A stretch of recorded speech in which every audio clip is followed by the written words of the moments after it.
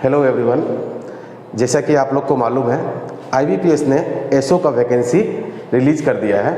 अभी 2-3 दिन पहले आईबीपीएस ने एक नोटिफिकेशन जारी किया था जिसके अंतर्गत उन्होंने बताया था कि आईबीपीएस एएफओ जो कि हर साल आपका उसका प्रीलिम्स एग्ज़ाम दिसंबर के मंथ में होता है, मेंस उसका जनवरी में होता है और जो इंटरव्यू होता है उसका फरवरी लास्ट और मार्च के शुरुआत में होता है और फाइनली 1 अप्रैल का उसका रिजल्ट रिलीज कर दिया जाता है। देखिए, अगर हर साल के देखें तो ये जो नोटिफिकेशन आता था हमारा लास्ट वीक ऑफ अक्टूबर में आता था, बट इस बार आईबीपीएस ने क्या किया है, इस नोटिफिकेशन को कुछ पहले ही रिलीज कर दिया। इसने जुलाई के एंड में रिलीज किया और 1 अगस्त से इसका एप्लीकेशन फॉर्म भरना भी चालू हो गया है। हालांकि ये वीडियो मैं 2-3 दिन पहले लाना चाह रहा था, बट कुछ हेल्थ इशू की वजह से ये वीडियो मैं आपके पास 2-3 दिन लेट ला रहा हूँ, बट कोई इशू नहीं, मैं आपको कंप्लीट इन्फॉर्मेशन दूंगा इस नोटिफिकेशन के बारे में, इस वैकेंसी के बारे में, नंबर ऑफ़ सीट्स के बारे में, इसकी तैयारी हमें कैसे करना चाहिए, किस टाइप ऑफ क्वेश्चंस एग्जाम में ज़्यादा पूछे जाते हैं, कौन कौन सब्जेक्ट पर हमको ज़्यादा फोकस करना है। उसके बाद लास्ट कुछ सालों का, कुछ ईयर का जो कट ऑफ ट्रेंड रहा है प्रीलिम्स का, मेंस का, ओवरऑल कट ऑफ जो सिलेक्शन मेरिट लिस्ट के लिए होती है, उसके बारे में भी हम लोग चर्चा करेंगे। उससे पहले मैं आपको कुछ बातें क्लियर कर दूं कि ये जो कट ऑफ मार्क्स होता है हमें उस पर पूरी तरह से निर्धारित नहीं रहना है, उस पर पूरी तरह से निर्भर नहीं रह सकते हैं, क्योंकि देखिए कट ऑफ बहुत चीज़ पर निर्भर करता है। पेपर का लेवल क्या था, नंबर ऑफ़ स्टूडेंट्स कितने अपेयर हुए थे, उसके बाद नंबर ऑफ़ वैकेंसी कितना है। तो हर साल जो होता है ये तीनों में वेरिएशन आता है। कभी नंबर ऑफ़ वैकेंसी ज़्यादा रहता है तो कट ऑफ कम हो जाते हैं, कभी नंबर ऑफ़ वैकेंसी कम होते हैं तो कट ऑफ ज़्यादा हो जाता है, कभी पेपर का लेवल हाई रहता है तो कट ऑफ कम हो जाता है, कभी पेपर का लेवल ईजी रहता है तो कट ऑफ ज़्यादा चला जाता है। तो कट ऑफ की अगर हम बात करें तो आपको जो भी कट ऑफ ट्रेंड दिखाऊंगा वो एक जनरल इन्फॉर्मेशन आपको दिया जा रहा है, ठीक है ना। वो फिक्स नहीं है कि वो ट्रेंड फॉलो होगा ही, क्योंकि अभी मैंने आपको बताया कि जो कट ऑफ है बहुत सारे फैक्टर्स पर डिपेंड करते हैं, ठीक है। तो अभी जो वैकेंसी आई है आईबीपीएस एएफओ की, एग्रीकल्चर फील्ड ऑफिसर की, हालांकि आईबीपीएस एसओ में और भी सारी पोस्ट हैं, आईटी ऑफिसर हैं, है ना, तो वो सब की चर्चा हम नहीं करेंगे। हम लोग सिर्फ चर्चा किसके करेंगे, IBPS AFO agriculture field officer की। देखिए, तो अगर इस एप्लीकेशन को हम देखें तो इसका जो एप्लीकेशन फॉर्म है वो कब से स्टार्ट हो गई है भरना, वो हमारा 1 तारीख से स्टार्ट हो गया है, ठीक है। और कब तक इसको हम भर सकते हैं, 21 अगस्त तक। 1 अगस्त से स्टार्ट हुआ है और ये 21 अगस्त तक हम इसको भर सकते हैं। अब या आप पेमेंट करने की अगर बात करें तो वो भी क्या है, 1 अगस्त से 21 अगस्त की बात करते हैं। इसकी एडमिट कार्ड की हम बात करें तो आपको ये दिसंबर के मंथ में अवेलेबल किया जाएगा और 30 या 30 या 31 दिसंबर को आपका प्रीलिम्स एग्जाम होगा। उसके बाद आपको जनवरी के एंड में किसका एग्जाम होगा, मेंस का एग्जामिनेशन होगा। कब होगा, 28 जनवरी 2024। फिर फरवरी मार्च में आपका क्या हो जाएगा, फेब लास्ट या मार्च के शुरुआत में आपका इंटरव्यू रहेगा और फाइनली अप्रैल के मंथ में या 1 अप्रैल को आपका फाइनल रिजल्ट को क्या कर दिया जाएगा, पब्लिश कर दिया जाएगा। ये तो चलिए हमारा जनरल जो डेट्स थे कि कब से एप्लीकेशन फॉर्म भराएगा, कब प्रीलिम्स एग्ज़ाम होगा और कब हमारा मेंस एग्जामिनेशन होगा और कब हमारा final interview and result declare होगा, ठीक है। उसके बाद अगर हम बात करें इसकी, तो जो आईबीपीएस में कौन कौन से बैंक पार्टिसिपेट करते हैं, तो पार्टिसिपेटिंग बैंक की बात करें तो bank of Baroda, Canara bank, Indian overseas bank, UCO bank, bank of India, central bank of India, Punjab national bank, union bank of India, उसके बाद bank of Maharashtra, Indian bank, फिर लास्ट में है पंजाब एंड सिंध बैंक है, ठीक है। ये 11 बैंक जो है वो पार्टिसिपेट करते हैं। अब ये 11 बैंक आप देख रहे हैं, ये ज़रूरी नहीं है कि ये लोग हर साल के वैकेंसी में अपना सीट दें ही, वो सीट अपने रिक्वायरमेंट के आधार पर देते हैं, ठीक है ना।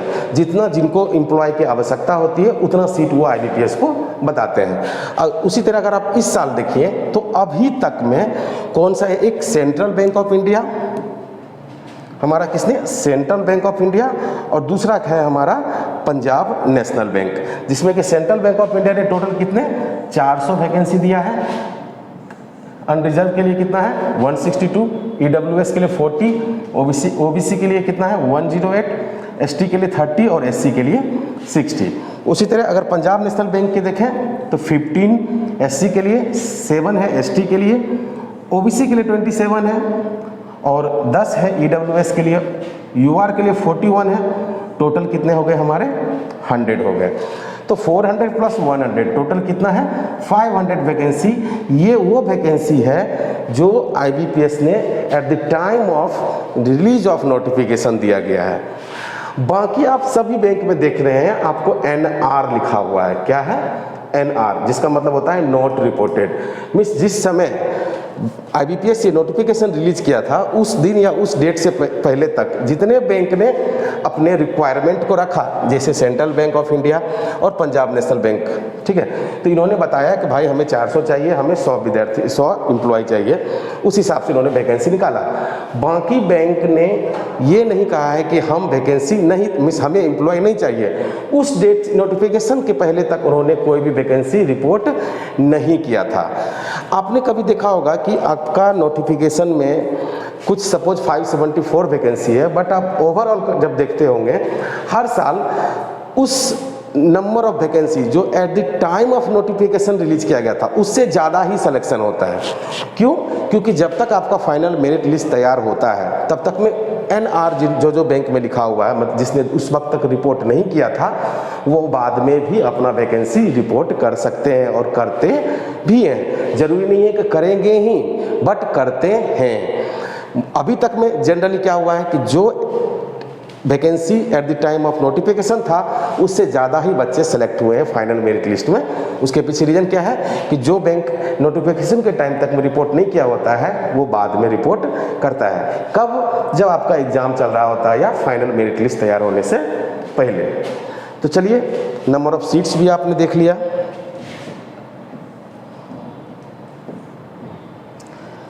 क्वालिफिकेशन की बात करें इस चीज़ के लिए तो मिनिमम एज कितना होना चाहिए 20 होना चाहिए और मैक्सिमम एज कितना होना चाहिए 30 होना चाहिए। Age relaxation as per the category वो आप देख सकते हैं अलग से है, जैसे ओबीसी के लिए 3 साल होता है ना। डिग्री 4 ईयर डिग्री कोर्स रहना चाहिए, ग्रेजुएशन रहना चाहिए किसमें, एग्रीकल्चर में या हॉर्टिकल्चर में या एनिमल हस्बेंड्री में, वेटनरी साइंस में, डेयरी साइंस में, फिशरी साइंस में, PC culture, agriculture marketing and corporation and banking, agro forestry, agriculture biotechnology, food science, agriculture business management, food technology, dairy technology, agriculture engineering, fisheries engineering, sericulture. अगर इनमें से किसी में से भी आपको 4 ईयर डिग्री है तो आप इस चीज़ के लिए एलिजिबल हैं। बस उन्होंने एक कंडीशन रखा है कि जो आपका जो डिग्री है वो किसके पहले रहना चाहिए, 21 अगस्त 2023 के पहले या उस दिन तक में वो डिग्री आपके पास आ जाना चाहिए, तो ही आप एलिजिबल हैं इस एग्ज़ाम में बैठने के लिए। ठीक है, तो आपने एलिजिबिलिटी क्राइटेरिया भी देख लिया। देखिए, मैं ये थोड़ा सा फास्टली निकाल रहा हूँ क्योंकि हमें जनरली इन्फॉर्मेशन कलेक्ट करना है। आप जैसे एग्ज़ाम की पैटर्न की अगर हम बात करें तो देखिए टोटल 3 फेज़ में ये एग्ज़ाम होता है।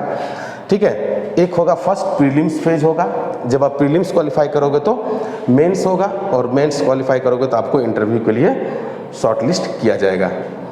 अगर हम बात करें तो प्रीलिम्स एग्ज़ाम की बात करें जिससे कि सिर्फ आपको अगर क्वालिफाई करते हो तो आपको मेंस में बैठने के लिए मिलेगा, बट फाइनल मेरिट लिस्ट में प्रीलिम्स का मार्क्स नहीं काउंट होता है, मेंस और इंटरव्यू का मार्क्स जो है वो सिर्फ काउंट होता है। पैटर्न की बात करें सॉरी अगर हम पैटर्न की बात करें तो फेज 1 में English language number of questions 50 रहेंगे, मार्क्स कितने रहेंगे 25, मतलब इंग्लिश के हर क्वेश्चन के कितने मार्क्स रहेंगे, हाफ मार्क्स रहेंगे। ठीक है, इसके लिए कितने टाइम ड्यूरेशन मिलेंगे 40 मिनट मिलेंगे। रीजनिंग के 50 क्वेश्चन रहेंगे, 50 नंबर रहेंगे, इसके लिए भी आपको सेपरेट टाइम 40 मिनट्स का मिलेगा। मैथ्स के लिए 50 क्वेश्चंस रहेंगे, 50 मिनट रहेंगे, मैक्सिमम मार्क्स रहेगा और इसके लिए भी आपको कितना टाइम मिलेगा 40 मिनट मिलेगा। आप गिवन टाइम में सपोज आपको 40 मिनट इंग्लिश के लिए मिल रहा है तो उस दौरान आप सिर्फ इंग्लिश ही अटेम्प्ट कर सकते हैं, आप नेक्स्ट सेक्शन पर नहीं जा सकते हैं। ठीक है, टोटल मार्क्स कितना है 125, ठीक है, और नंबर ऑफ क्वेश्चन कितने हैं 150। रीजन क्या है, इंग्लिश के हर एक क्वेश्चन हाफ मार्क्स का है। सभी में निगेटिव रहेंगे, 1/4 निगेटिव। अगर आपने 4 गलती किया तो 1 मार्क्स आपके ऑब्टेन्ड मार्क्स से कट हो जाएगा।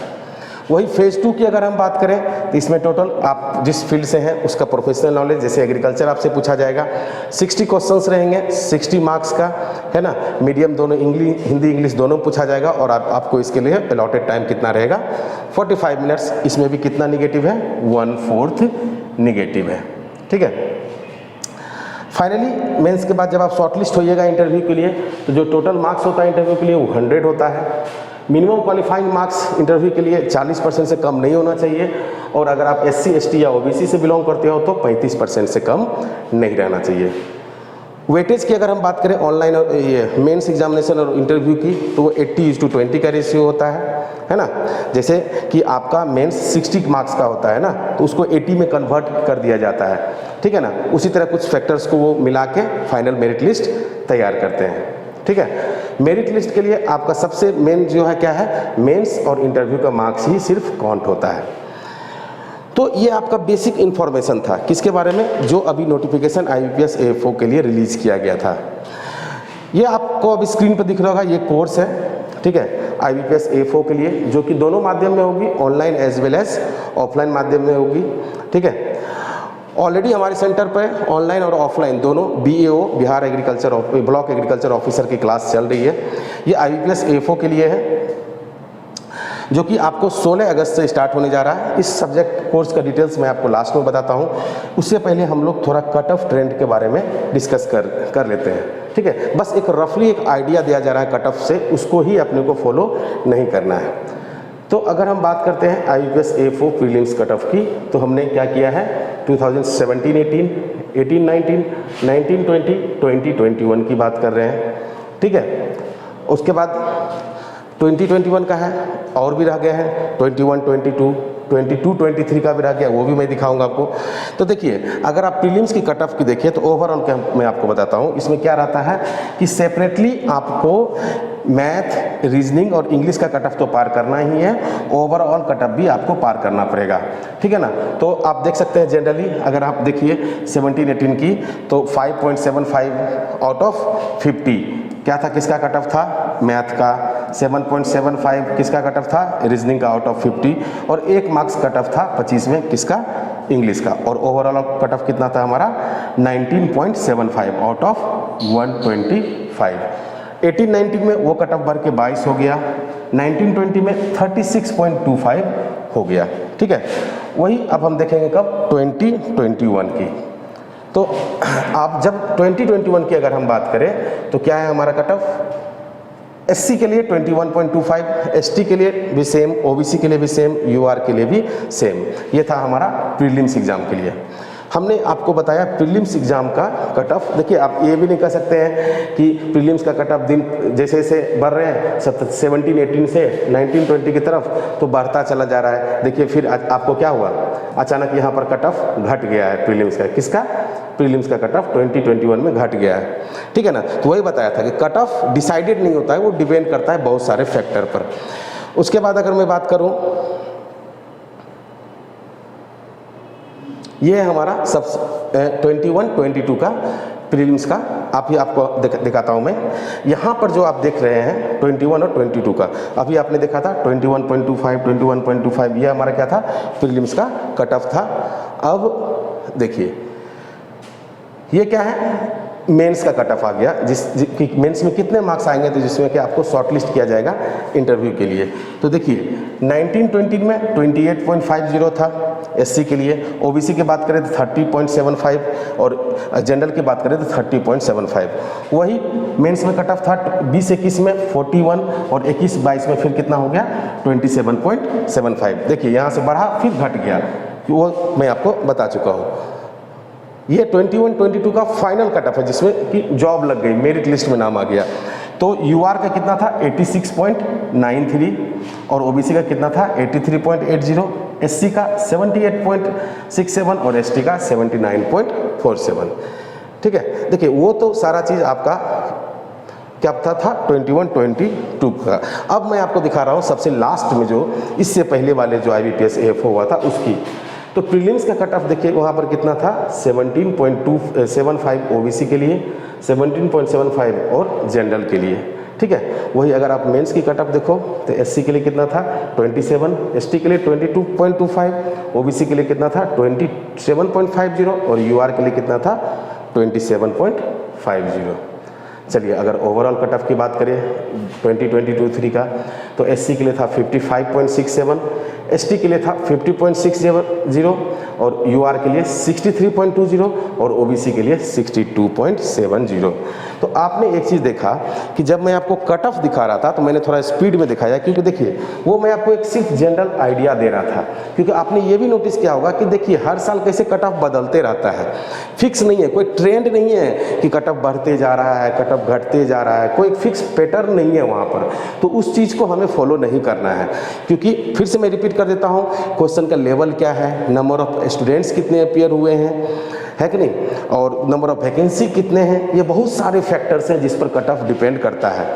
तो अगर मेरी एडवाइस मानो तो हमें कट ऑफ ना देखते हुए हमें क्या करना चाहिए, एग्ज़ाम पर फोकस करना चाहिए।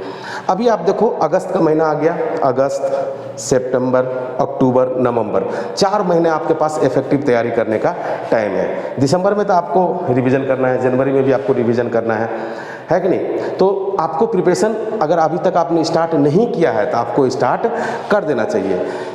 प्रिपरेशन स्टार्ट करना बड़ी बात नहीं होती है कि आप उस प्रिपरेशन को किस तरीके से आगे ले जा रहे हो, वो मायने रखता है। स्मार्ट स्टडी करना मायने रखता है कि नहीं। देखिए जैसे अगर मैं इस कोर्स की बात करूं तो इसमें आपको दोनों लैंग्वेज में online as well as offline class दी जाएगी, टॉपिक वाइज टेस्ट कवर होंगे, आपको कंप्लीट नोट्स दिया जाएगा including the NABARD norms, subsidiary schemes, जितने भी करंट सेक्शंस हैं वो सारे चीज़ है क्या। उसके बाद यहाँ पर आपको ज़्यादा अच्छे से फोकस किया जाएगा आपको एनिमल हस्बेंड्री और जो एलाइड सब्जेक्ट्स होते हैं, क्योंकि देखिए IBPS को अगर आप रिसेंट में देखेंगे तो एलाइड सब्जेक्ट्स या एनिमल हस्बेंड्री या एग्रीकल्चर इंजीनियरिंग इस पर ज़्यादा फोकस कर रहा है। और अगर लास्ट ईयर का पेपर देखें तो उन्होंने जो अपना बायोटेक्नोलॉजी वाला सेक्शन है वहाँ पर भी 1-2 क्वेश्चन पूछा गया था एग्जामिनेशन में। तो इस क्लासेज में आपको पूरे मेजर सब्जेक्ट्स जैसे सॉइल साइंस, एग्रोनॉमी, हॉर्टिकल्चर, इसके साथ साथ जितने माइनर सब्जेक्ट्स हैं एपीकल्चर, सेरिकल्चर, फॉरेस्ट्रीज, फिशरीज या एनिमल हस्बेंड्री, ये सारे चीज़ आपको बहुत ही अच्छे से समराइज्ड वे में आपको जो नोट्स रहेगा वो बहुत ही अच्छे टेबुलर फॉर्म में रहेगा, समराइज्ड वे में रहेगा, बट एक्सप्लेनेशन आपको बहुत अच्छे से दिया जाएगा, हर चीज़ को बारीकी से समझाया जाएगा, ठीक है। इसका जो बैच है वो हम लोग स्टार्ट कर रहे हैं 16 अगस्त से, ठीक है। इसके लिए आपको करना कुछ भी नहीं है, आपको अगर कुछ भी डाउट है तो आपको दिए हुए नंबर पे आप कॉल करके इंक्वायरी कर सकते हो। आप जो SP गुरु एग्रीकल्चर चैनल जो है आपको यहाँ प्ले स्टोर पे डाला हुआ है, वहाँ से आप उसको डाउनलोड कर सकते हो, है ना। उसके बाद वहाँ पर आपको पूरा इन्फॉर्मेशन मिल जाएगा। अगर आपको और भी जानकारी चाहिए तो आप जो स्क्रीन पे नंबर है उस पर आप कॉल करके जानकारी ले सकते हैं। 16 अगस्त से हम लोग डेमो क्लास चालू करेंगे। 7 दिन का डेमो रहेगा, वो ऑनलाइन मोड में भी रहेगा, और जिसे ऑफलाइन क्लास करना है वो सेंटर पे आके, ठीक है। सेंटर जो है हमारा क्या है, जो 90 फीट रोड कंकड़बाग नियर आनंद उत्सव हॉल, और अभी मेट्रो का जो मेट्रो का पिलर बना हुआ, पिलर नंबर 20 के सामने में। तो 16 अगस्त से हम लोग डेमो स्टार्ट करेंगे, ठीक है। 7 दिन का डेमो देंगे आप लोग को, वो ऑनलाइन के माध्यम से भी रहेगा और ऑफलाइन माध्यम से भी रहेगा। जो बच्चे इंटरेस्टेड हैं वो आप कॉल कर सकते हैं, मैसेज कर सकते हैं, ठीक है। और कोई भी डाउट रहा है तो आप बेझिझक कॉल कीजिए, जो नंबर आपके स्क्रीन पर शो हो रहा है। Thank you.